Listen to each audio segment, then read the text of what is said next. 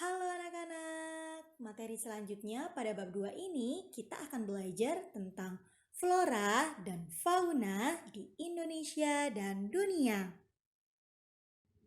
Oke anak-anak, pembahasan pertama di bab 2 kali ini kita akan belajar mengenai karakteristik bioma di dunia.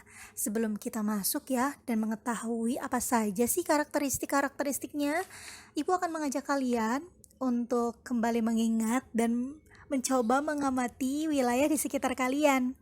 Ayo coba di sekitar rumah kalian misalnya yang terdekat ada tumbuhan kan? Contohnya seperti rumput, pohon-pohon besar di pinggir-pinggir jalan, atau kalian punya tanaman-tanaman hias di rumah. Juga ada hewan, kalian bisa memperhatikan barisan-barisan semut yang berjalan di lantai rumah, atau kalian bisa mendengar kicauan burung, juga misalnya kucing yang lewat di depan rumah kalian. Dan ada juga manusia. Nah, tumbuhan, hewan, dan manusia ini apa sih, Bu? Ketiga, hal ini merupakan organisme atau yang disebut juga makhluk hidup. Termasuk kita ya, kita adalah makhluk hidup. Di mana sih makhluk hidup ini tinggal? Nah, makhluk hidup tinggal di suatu lapisan di bumi yang disebut dengan biosfer. Bu, biosfer apa sih, Bu? Nah, menurut bahasa Yunani, biosfer terdiri dari dua suku kata, yaitu yang pertama bio yang artinya hidup, dan yang kedua ialah sphere yang artinya lapisan. Jadi dengan kata lain, biosfer merupakan bagian dari bumi yang bisa dihuni atau ditinggali oleh makhluk hidup. Kemudian di mana aja sih emang Bu biosfer itu? Maksudnya bagian bumi mana aja nih Bu yang bisa dijadikan tempat hidup, tempat tinggal oleh organisme? Yaitu bisa di gurun yang gersang, juga bisa di kutub yang sangat dingin ya. Ada juga laut. Kemudian tanah. Nah, tanah ini bagian dari litosfer ya. Kemudian yang terakhir, udara, yaitu bagian dari atmosfer. Nah, setelah kita mengetahui, jadi udah fix banget kan, kita tahu nih kalau biosfer itu merupakan jenjang tertinggi dari lapisan yang bisa dihuni oleh makhluk hidup, baik itu di udara, di laut, atau di darat. Oke, ternyata di bawah biosfer itu masih ada jenjang-jenjang kehidupan lainnya yang lebih spesifik. Langsung aja, Ibu akan sebutkan yang pertama ada bioma yang menjadi inti dari pembelajaran kita kali ini. Kemudian di bawahnya lagi ada ekosistem, setelah itu ada komunitas, lalu ada populasi, dan terakhir individu. Oke, Ibu akan biar kalian lebih paham lagi, Ibu akan sedikit menjelaskan dimulai dari individu ya, yang paling bawah dulu. Contoh dari individu sendiri itu seorang manusia, sebuah pohon jambu, seekor ayam. Jadi pengertian dari individu yaitu organisme tunggal, jadi satu jenis, satu spesies tertentu. Selanjutnya naik ke atas ada populasi. Apa sih populasi? Populasi merupakan kumpulan dari individu sejenis. Jadi kalau tadi individu cuma satu, populasi kumpulan dari individu sejenis yang tinggal di daerah tertentu. Misalnya ada 90 ekor bebek di desa Cijantung. Nah, kemudian setelah populasi di atasnya lagi nih ada komunitas. Kalau komunitas itu kumpulan dari berbagai populasi. Jadi makin ke atas makin banyak kumpulannya. Ini kumpulan dari berbagai populasi di suatu kawasan yang ditandai dengan interaksi satu sama lain. Contohnya di satu kandang ada 10 ekor ayam dan 10 ekor bebek. Itu disebut komunitas. Selanjutnya di atas komunitas ada ekosistem. Ekosistem merupakan kumpulan dari komunitas. Nah, ciri-cirinya ini yang berbeda memiliki hubungan dan saling mempengaruhi. Jadi dari satu komunitas dengan komunitas lain kan berbeda nih, namun berada di kawasan yang sama. Contohnya, ini paling mudah yang kayaknya ekosistem udah sering kalian dengar ya kata ini. Itu contohnya seperti produsen. Produsen sendiri seperti tumbuhan-tumbuhan hijau. Kemudian ada konsumen. Konsumennya bisa herbivore, pemakan tumbuhan, ada karnivor, pemakan daging, atau omnivora, pemakan segala. Terus ada juga nih diakhiri dengan decomposer. Itu pengurai atau seperti contohnya mikroorganisme. Jadi kalau kalian sering mendengar ini saat SMP itu disebut rantai makanan ya. Rantai makanan ada di satu ekosistem. Nah, ekosistem ini ternyata kumpulan dari komunitas-komunitas yang berbeda dan saling mempengaruhi satu sama lain. Kemudian yang terakhir nih ada bioma. Sebelum tadi kita sudah belajar biosfer. Bioma sendiri merupakan kumpulan dari beberapa ekosistem tertentu dari suatu wilayah geografis tertentu dengan kondisi iklim yang sama. Nah, akan membentuk namanya ini bioma. Jadi, pengertian dari bioma nanti akan kita bahas lebih dalam. Cukup segitu dulu ya. Setelah bioma baru deh, kumpulan dari bioma-bioma itu menjadi biosfer. Kita masuk ke karakteristik bioma di dunia. Tadi kan kita udah tahu nih inti-intinya dari jenjang-jenjang kehidupan. Sekarang kita fokus di biomanya ya.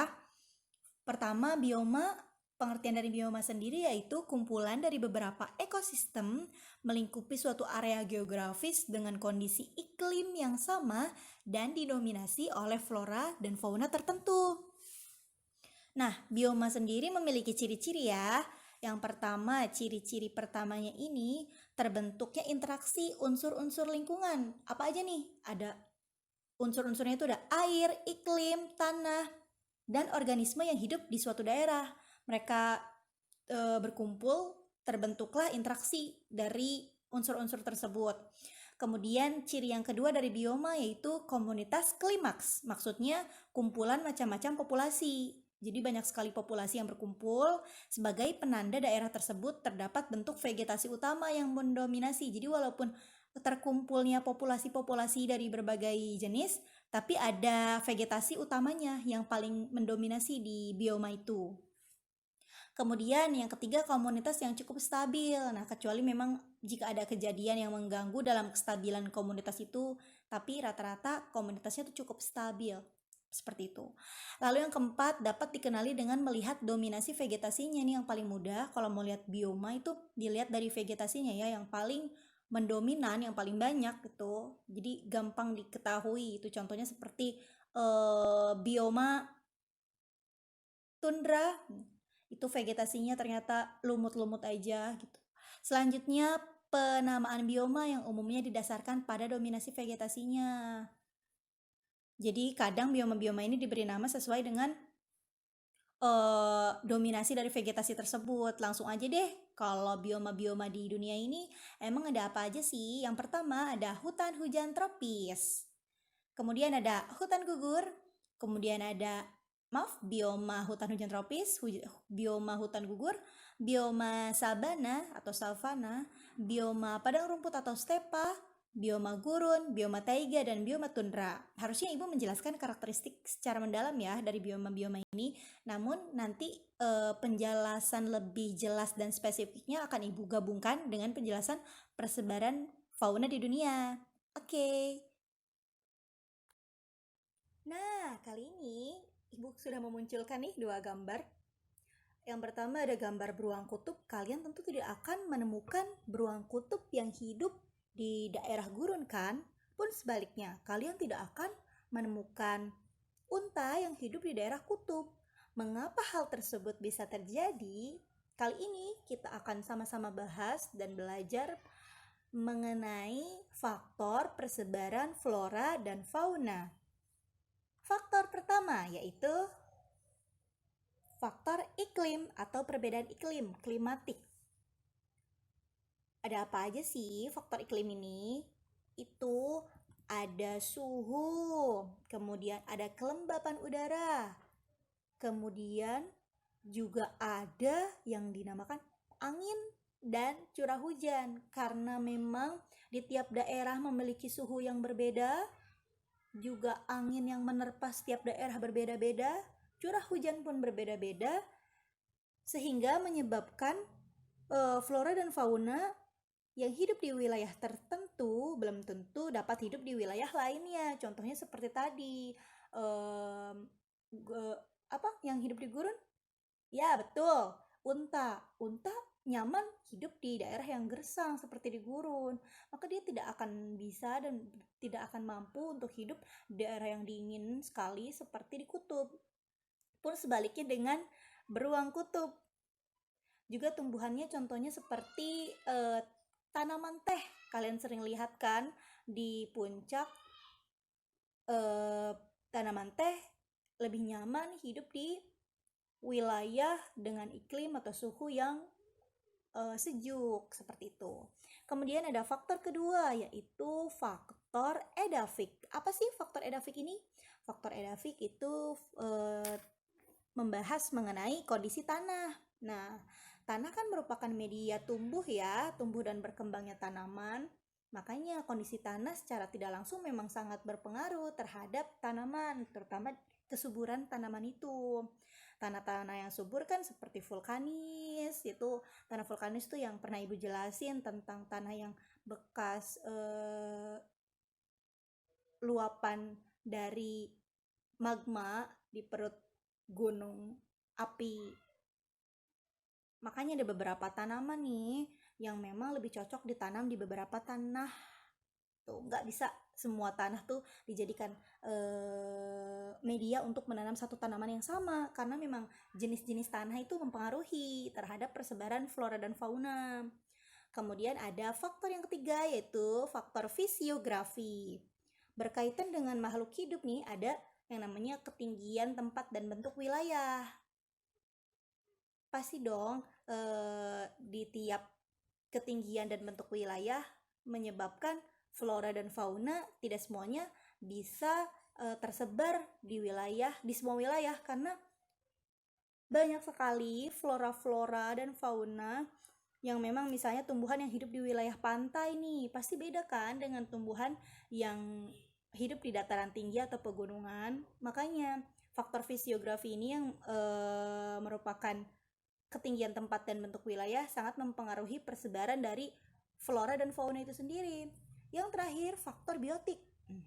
Apa sih faktor biotik itu? Manusia adalah komponen biotik yang berperan sentral terhadap keberadaan flora dan fauna di suatu wilayah. Manusia ini baik bisa sifatnya menjaga kelestarian maupun mengubah tatanan kehidupan flora dan fauna itu sendiri. Tadi kan Ibu sudah menyebutkan nih faktor-faktornya, hambatan-hambatan dari persebaran itu. Nah, memang kenapa sih flora dan fauna emang bisa menyebar dia Bu? Emang bisa jadi ada sebabnya gitu ya?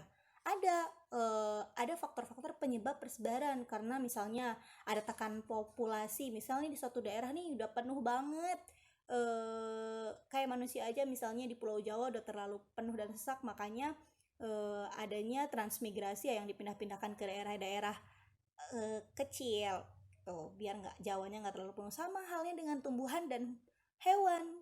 Kalau misalnya ada tekanan populasi terlalu banyak nih hewan di suatu tempat, maka menyebabkan hewan tersebut akan bermigrasi dan mencari tempat lain untuk tinggal. Atau faktor persaingan, kan ada ya hewan-hewan yang tidak bisa bersaing dengan hewan lainnya, makanya dia memilih untuk migrasi ke daerah lain.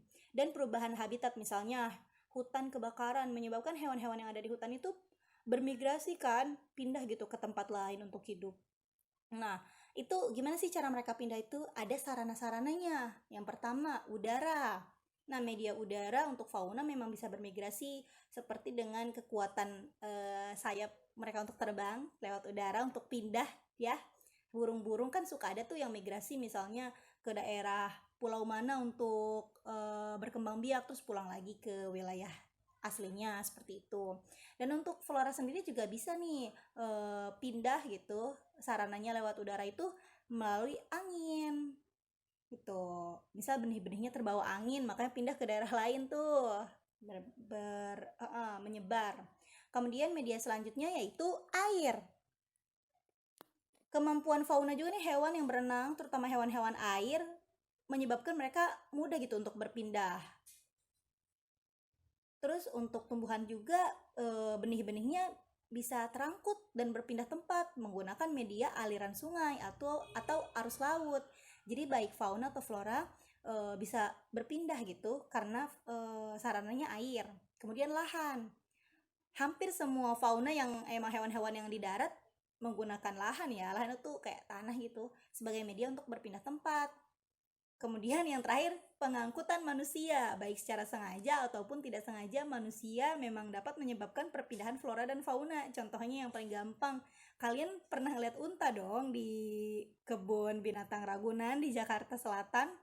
Nah, kan tadinya untuk katanya nyamannya hidup di yang gersang aja. Kok bisa sih ada di Indonesia? Ya karena itu disebabkan oleh pengangkutan manusia yang memindahkan unta itu untuk dicoba hidup di wilayah Indonesia seperti itu.